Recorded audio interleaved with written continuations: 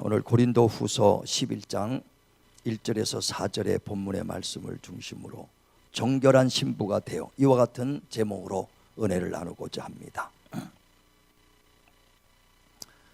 우리 성경은 하나님의 말씀을 성령의 감동을 받은 자들이 받아서 기록한 것이다 그랬습니다. 그래 이 성경은 하나님의 말씀입니다. 하나님께서 진실하시기 때문에 이 말씀은 반드시 이루어질 것을 말씀하는 겁니다. 그래서 이 성경은 하나님의 약속의 말씀인데, 그래서 구약과 신약, 올드 텍스트먼트와 뉴 텍스트먼트라 이렇게 말합니다. 다시 말하면 하나님의 약속인데 약속 중에서도 유언과 같은 말씀이다 이거예요. 유언은 반드시 이루어질 말씀을 말하는 것입니다. 그래서 이 하나님의 말씀은 반드시 이루어지리라. 그런데 이 유언의 말씀은 언제 이루어지느냐? 유언은 유언한 자가 죽어야 되나니 그랬습니다. 그래 히브리서 9장에도 보면 16절에 유언은 유언한 자가 죽어야 되나니, 예수께서 이 땅에 오셔서 십자가에 죽으시고 피 흘려 주심으로써 그 유언의 말씀이 다 성취됐다고 말씀하는 것입니다. 그래 예수께서 십자가 죽으실 때 다 이루었다고 말씀합니다. 그래 지금도 믿는 자 가운데서요 그 약속의 말씀은 그대로 이루어지고, 정말 수천 년이 지난 지금도 그 약속의 말씀은 동일하여 예수 믿으면 구원을 받고, 정말 그 이름으로 기도할 때 응답받고, 병 낫는 확실한 체험들은 지금도 동일하게 이루어지고 있다는 것입니다. 이것은 그 약속은 변함이 없고 유언의 약속은 반드시 지켜주고 있다는 것을 우리에게 증거로 보여주고 있는 것입니다. 그 유언의 약속을 주님이 다 이루신 다음에 마지막 우리에게 하신 말씀이 부활하시면서 내가 하늘로 올라간 것처럼 너희가 그대로 그 다시 올 것을 보리라고 말씀했습니다. 다시 말하면 예수께서 다 이루셨던 하나님의 말씀을 딱 이제 하나 남았으니 다시 오시겠다는 약속의 말씀이에요. 다시 오시겠다는 약속의 말씀을 우리가 정말 그 하시면서 지금까지도 그 약속의 말씀을 계속해서 증거로 보여주시는 것은, 너희가 하늘에 대한 소망, 하늘의 건 눈에 보이지 않지만 그 약속을 끝까지 믿고 견고하게 하기 위하여 지금도 그 증거로 하나님의 말씀이 계속 이루어지게 하는 것입니다.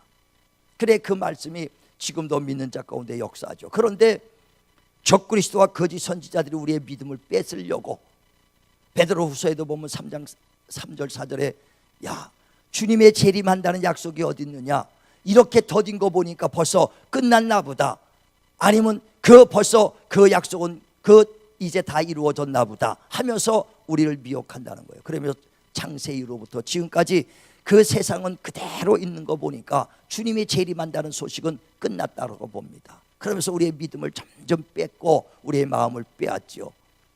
지금도 가만히 보세요. 예전에 우리 신앙이 예수 재림한다는, 예수 다시 오실 때를 기다리는 그런 열정적인 신앙이 지금 얼마나 남아 있습니까?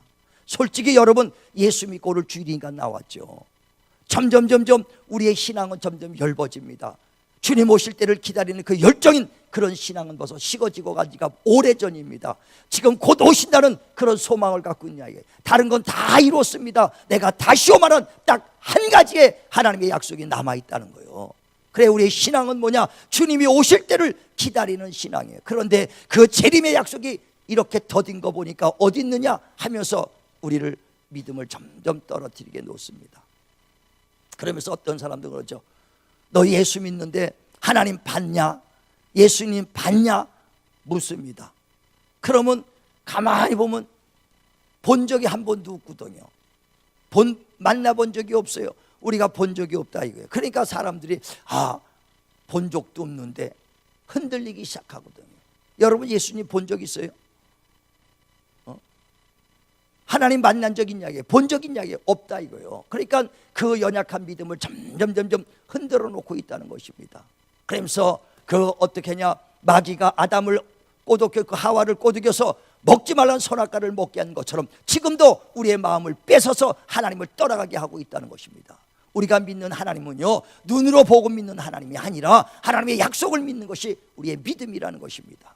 어떤 드라마를 한번 봤는데, 드라마에서 신혼부부가 갓 결혼해서 그래 아이를 낳는데 너무 살기가 힘드니까는요 아이를 고아원에다 맡기고 정말 빨리 돈 벌어서 아이를 찾아가야지 하고 이제 돈을 법니다. 그러다 보니까 벌써 몇 년 세월이 지났어요. 그동안에 그 고아원에 갔더니 아이가 어디로 갔는지 행방불명돼서, 그래서 그 아이를 잃어버리고 말았습니다. 그래서 언젠간 찾으면은 아이한테 큰 재산을 또 물려주자 열심히 벌었다는 거예요. 그래 많은 재산을 벌어서 큰 회사까지 만들어놨어. 그런 동안에 그 아버지는 몸이 병들어가지고 이제 죽게 됐습니다. 그러니까 유언을 썹니다. 그러면서 처남한테 그 회사를 맡기면서 그 재산의 반은 네가 갖고 반은 그 아들을 찾으면 아들에게 줘라 하고 유사를 썼어. 그리고 죽은 지 10년 뒤에 그 아주 아들이 장성한 자가 돼서 그 아버지를 찾았어요. 그러니까 그 아들은 핏덩이 때 아버지랑 헤어졌기 때문에 아버지 얼굴도 본 적이 없어요. 만나본 적도 없습니다. 기억도 없습니다. 그러나 아버지의 그 유언의 약속의 말씀으로 얼굴 본 적도 없지만 유언의 약속의 말씀대로 그 재산의 반을 소유할 수 있다 이거예요. 이와 같이 우리가 예수 믿는 것도 예수 보지 못해도 약속을 믿는 거예요. 그래 베드로전서에도 보면 1장 8절에 너희가 예수를 보지 못했으나 그를 믿고 사랑하는도다. 믿음의 결국은 영혼의 구원을 받기 위함이라. 우리가 예수를 보지 못했어도 하나님의 약속의 말씀, 유언의 말씀을 우리가 붙잡은다면 그 말씀이 지금도 믿는 자 가운데서 그대로 이루는 걸 믿으시길 바랍니다. 어떤 유혹이 와도 흔들리지 말고 경건한 믿음을 가지시길 바랍니다. 그래 밤이 그 마귀가 지금도 정말 우는 사자와 같이 아담과 하와를 꼬드긴 것이 우리를 지금 꼬드기고 있어요. 많은 사람이 믿음에서 흔들리고 있습니다. 점점 세월이 갈수록 믿음의 사람은 줄어들고 있어요. 90년 초만 해도요, 1990년 초만 해도 우리나라가 1200만이란 예수 믿는 사람이 있었어요. 지금 얼마냐? 800만도 안 된다는 거예요. 3분의 1 400만이 어디로 갔습니까? 앞으로 이런 식으로 10년 20년 400만 또 어디로 갈 것입니다. 누가 그 대상이 될 것이냐? 여기 앉아있는 사람 중에서도 분명히 세상으로 돌아가고 주님 떠나갈 사람이 있어요. 천국에 이르지 못할 사람 분명히 나올 것입니다. 그래서 그 유혹을 받지 말자고 일반으로 거저 얻은 구원, 우리가 거저 얻은 구원을 힘써 지켜야 될 필요가 있기 때문에 많은 그 믿음의 사도들이 그 말씀을 전하는 거예요. 자, 유다서 한번 보겠습니다. 유다서 3절. 유다서 3절.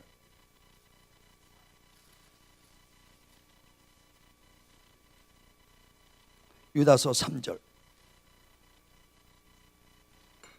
또 몇 장이냐고 물어보신 분들이 있어요. 유다서는 한 장입니다. 자, 유다서 3절. 요한계시록 바로 앞에 있는 유다서 1장 3절. 1장 3절. 자, 3절 4절 두 절을 큰 소리로 합독합니다. 유다서 1장 3절 4절 시작. 사랑하는 자들아, 우리가 일반으로 받은 구원에 관하여 내가 너에게 편지하려는 생각이 간절하던 차에 성도에게 단번에 주신 믿음의 도를 위하여 힘써 싸우라는 편지로 너희를 권하여야 할 필요를 느꼈노니 이는 가만히 들어온 사람 몇이 있음이라.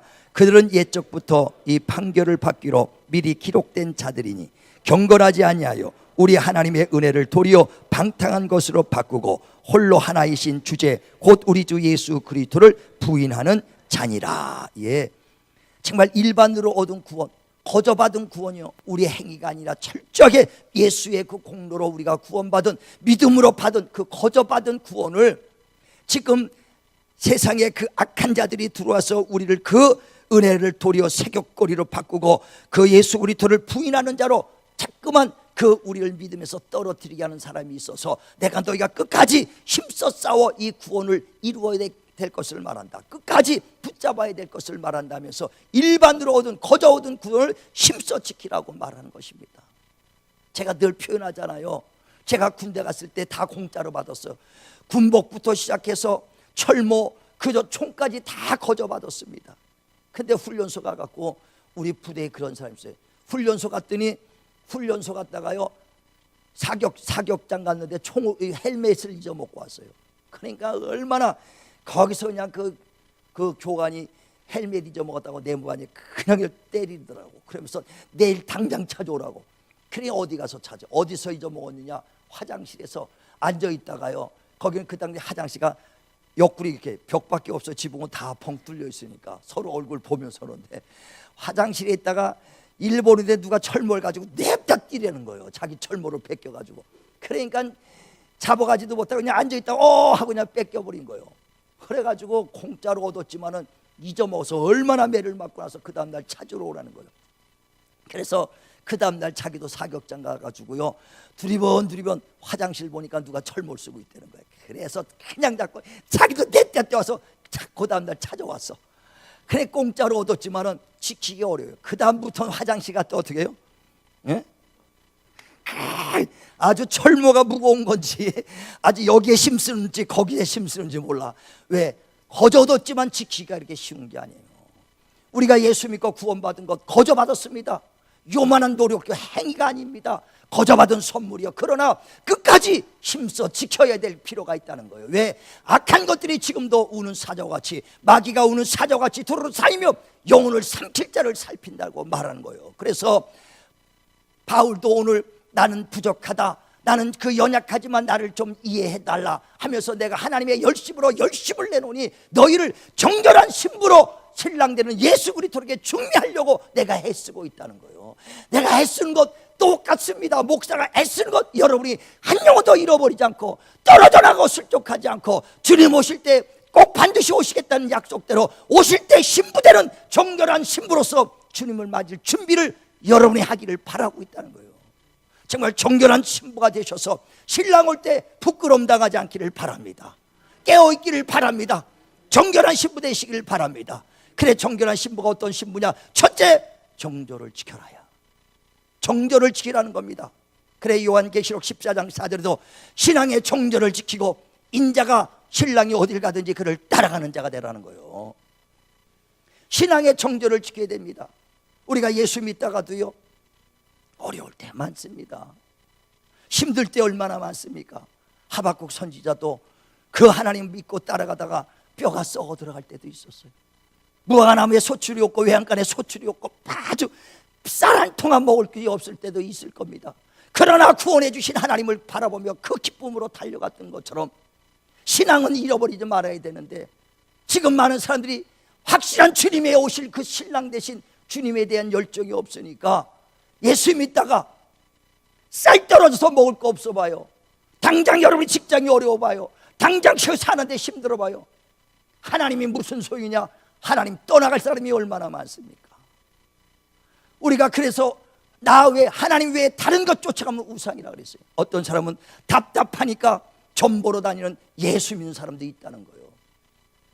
다른 신앙을, 다른 신을 쫓아버립니다. 신앙의 정조를 지키길 바랍니다. 이스라엘의 아합 왕이 죽고 그 아들 아하시야가 왕이 됐어요. 이스라엘은 하나님을 섬기는 하나님의 선민이요 하나님의 백성입니다. 그런데 그 아하시야 왕이 난간에 떨어져서 다리가 다쳐서 고칠 수 없으니까 누굴 찾아갑니까? 바알세붑을 찾아가서 내 병이 낫겠냐고 50부장들을 챙겨서 그 50명의 군대를 이끌고 내 병을 낫겠는가 바알세붑에게 물어보라고 보내지 않습니까? 그때 엘리야가 그를 부르면서 어디 가느냐? 예, 우리 왕이 지금 다리 난간에 떨어져서 다리 다쳤는데요, 50부장이 우리를 데리고 바알세붑을 찾아 내 병이 낫겠냐고 물어보라고 나를 보냅니다. 그때 엘리야가 이스라엘 땅에 그를 고칠 만한 하나님이 없어서 그를 찾아가느냐는 거예요. 내가 병들고 내가 공부할 때, 내가 굶주릴 때 나를 도와주실 하나님이 없어서 하나님 앞에 기도하고 하나님의 몸부림치고 나오진 않으면서 왜 딴 데를 가느냐는 거예요. 여러분이 어려울 때 몸부림치면서 하나님 앞에 부르짖고 기도해봤냐는 거예요. 하나님 앞에 나와서 나 살려달라고 부르짖어봤냐는 거예요. 그건 안 해보면서 하나님 믿어봐도 아무 소용이 없다고 왜 그러시냐는 거예요. 저는 병들었을 때 오직 그전에는 전 뭐 했었느냐? 우리 집안이 온전히 부정만 갖고요, 얼마나 그 우상 섬겼습니까? 잠자고 일어나면 겨울철 되고요, 겨울 옷만 입으면 언제 갖다 놨는지 부적이 우리 어머니 항상 갖다 놓고 지갑 꺼내면 깜짝 놀라 부적이 있어요. 항상 부적을 갖다 놨던 그런 집이요. 근데 병들고 나서요, 누굴 찾아갔느냐? 하나님 나 살려달라고 부르짖고 간구했어요.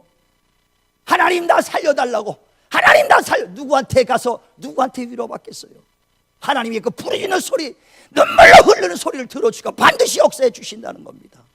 지금도 하나님은 살아계시고 그 약속은 유효합니다. 왜 정말 애통하게 문제 있을 때 왜 하나님을 떠나가자는 거예요? 우리 하나님을 가까이 가시고 정말 나를 도우실 하나님이 없어서 바알세불을 초장하느냐고 엘리야가 그들을 책망한 것처럼 정말 우리가 문제 있을 때 하나님을 가까이 가시고 신랑 되는 주님 오실 때까지 경건한 신앙 가지시길 바랍니다. 저는 이 말씀을 전할 때 꼭 누가 생각나냐면 춘향이가 생각나. 이몽룡이요, 한양의 과거급제로 이제 갑니다. 오랜 시간 기다려도 그 이몽룡이 돌아오지 않으니까 기다리다가 지쳤어. 그런데 남은 땅에 사또가 바뀝니다. 변사또가 왔는데 아주 미모가 이쁜 여자들만 아주 그 밝혀. 그래갖고 춘향이가 눈에 띄니까 야, 내게 숙청을 들라. 그러니까 춘향이가 아니 되옵나이다. 왜? 나는 약속한 남자가 있다. 제가 아주 신앙을 아주 정절을 지킵니다. 그랬더니 옥에 가더라. 그래도 안 지키겠냐? 예, 그래도 난 숙청 둘 수 없습니다. 아주 칼에다가 목에 들고 그 옥에 갇힙니다. 그래도 안 되니까 끌어내서 볼길 쳐라. 그래도 네가 날 숙청 들지 안 하겠냐? 예, 숙청할 수가 들 수가 없습니다. 난 약조한 남자가 있습니다. 그러니까 오랜 시간 걸려서 웬만하면 편질도 됐을 텐데 끝까지 그 지조를 지킵니다. 그래서 냅다 볼길 쳐라. 그러니까 옆에 있는 사람이 치려고 그럴 때 아메고사요! 그냥 이도령이 아메고사가 돼가지고 쫙 나타나잖아요. 그래갖고 그대로 숙여 있는데 아메고사 돼갖고 이몽룡이 부채를 탁 들고 나를 봐라. 누군지 모르잖아요. 내게 숙청을 들 수 있느냐? 아니 되옵나이다. 얼마나 정절지켜. 난데도 안 하냐? 아이고 서방님, 얼마나 우리가 당당하게 저는 아주 자기 신랑을 만날 때 떳떳하냐 이거요. 우리 주님 만날 때 정말 뭐라 말할까? 정말 떳떳하게 주님을 정말 맞이할 수 있도록 신랑 되는 그 예수들을 만날 수 있도록 정결한 신부로 깨끗이 준비되기를 주의 이름으로 축원을 드립니다. 축원을 드립니다. 두 번째 지혜로운 정결한 처녀는 누구냐?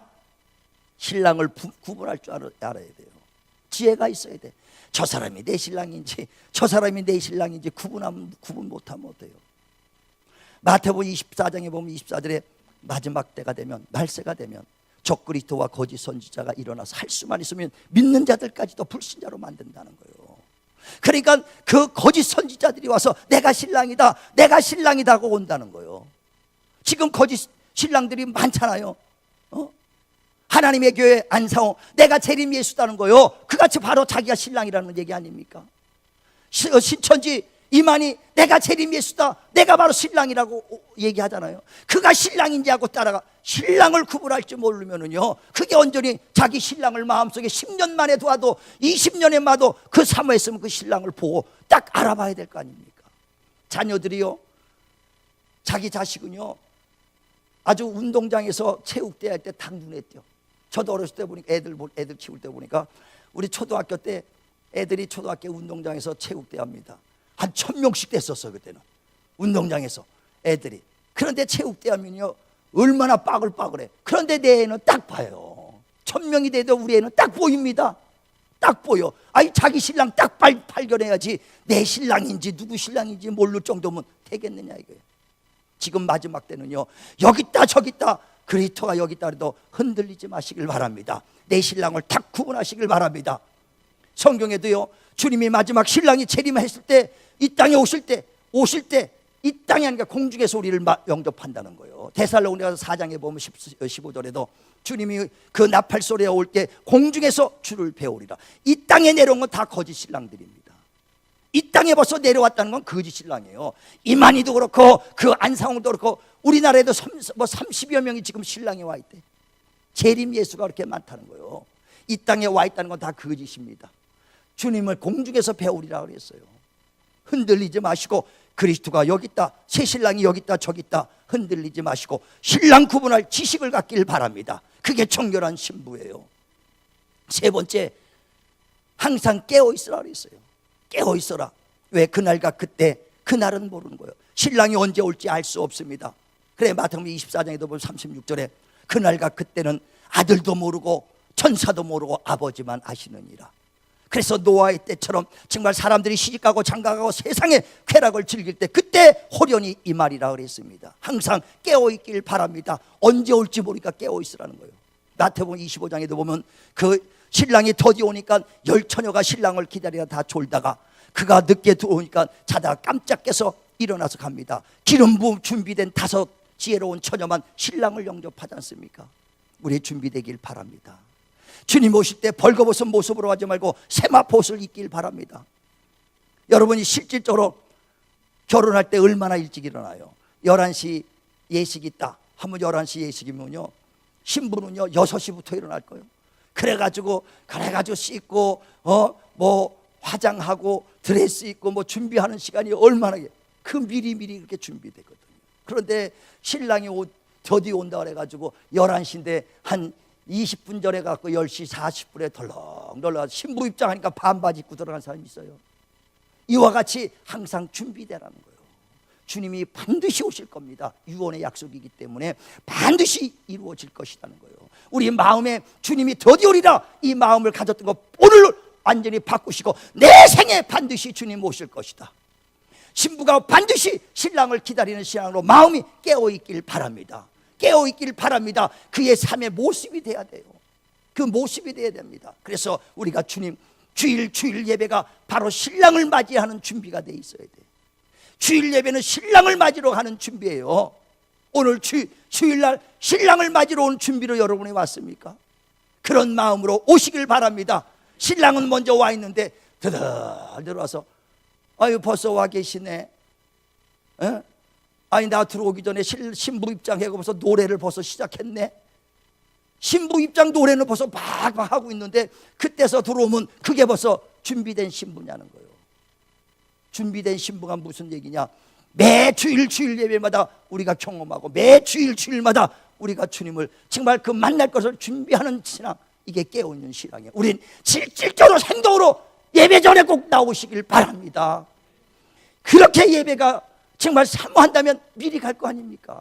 지방이라도요 사모하는 여인이 있으면 글며 멀어도 거리가 멀어도 갑니다.